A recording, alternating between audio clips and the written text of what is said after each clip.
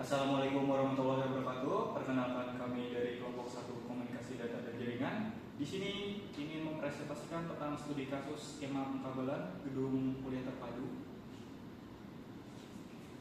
Langsung saja, sebelum masuk ke materi, perkenalkan diri kami masing-masing. Perkenalkan, nama saya Rono Rasamahid. Saya Ria Parian. Saya Muhammad Maulana. Saya Muhammad Aditya Ardiansyah.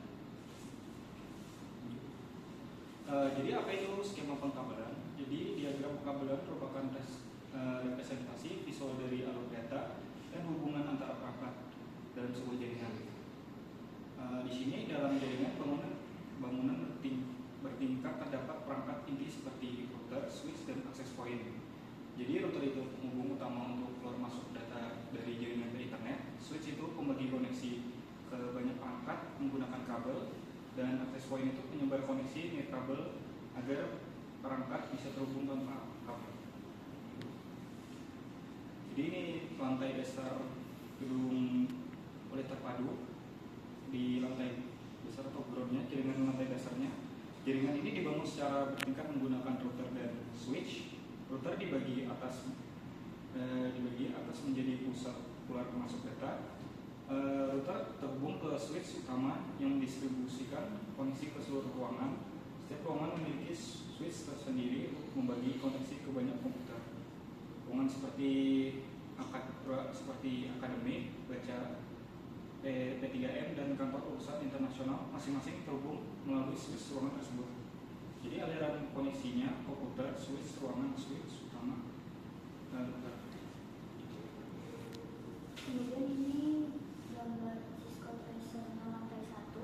Jadi pada lantai 1 ini koneksi jaringan diterima melalui satu akses point, yaitu akses point tersebut membagikan koneksi kedua perangkat, yaitu laptop dan PC di ruang prodi akuntansi. Jadi akses point berfungsi sebagai tempat kedua perangkat itu menumpang untuk bisa terhubung ke jaringan kampus atau internet. Jadi alur sederhananya yaitu kabel jaringan ke akses point dan ke laptop dan PC. Kemudian itu ada gambar lantai 2.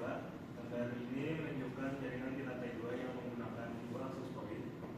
Kabel dari switch utama terhubung ke kedua akses point tersebut. Akses point ini berfungsi sebagai pusat koneksi untuk perangkat-perangkat di setiap ruangan. Akses point pertama itu melayani ruang kepegawaian dan kearsipan, sedangkan akses point kedua digunakan untuk ruang konsultasi, akademik, dan humas. Alurnya sangat sederhana, yaitu switch pusat terhubung ke akses point, kemudian terhubung ke komputer di tiap ruangan. Dan ada lantai 3, akses point dari lantai 2. Pada lantai ini hanya terdapat satu ruangan komputer dengan satu PC, dan PC itu terhubung ke satu akses point. Akses point tersebut kemudian tersambung ke jaringan utama melalui kabel yang ditarik dari luar ruangan. Alurnya, kabel jaringan utama masuk ke akses point, lalu akses point menyalurkan koneksi ke PC yang ada di ruangan komputer tersebut. Untuk gambar lantai 4 itu gambar ini menunjukkan jaringan di lantai 4 yang hanya menggunakan satu akses point. Akses point ini terhubung langsung ke jaringan utama yang melalui kabel yang masuk dari luar ruangan, karena di lantai ini tidak ada komputer atau perangkat lain yang ditampilkan. Akses point berfungsi sebagai penyebar sinyal atau frekuensi jika suatu saat ada perangkat yang terhubung. Untuk alur sederhananya yaitu satu kabel dari jaringan utama masuk ke akses point, dan akses point ini siap memberikan koneksi internet atau jaringan ke perangkat apapun yang nantinya digunakan di lantai 4.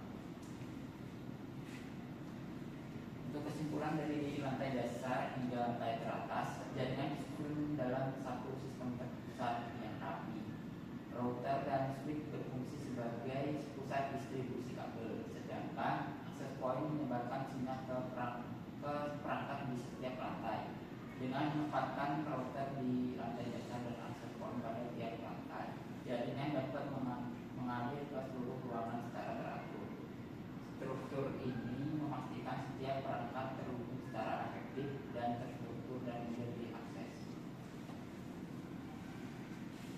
Mungkin itu saja dari kami. Salah hilap mohon maaf. Wassalamualaikum warahmatullahi wabarakatuh.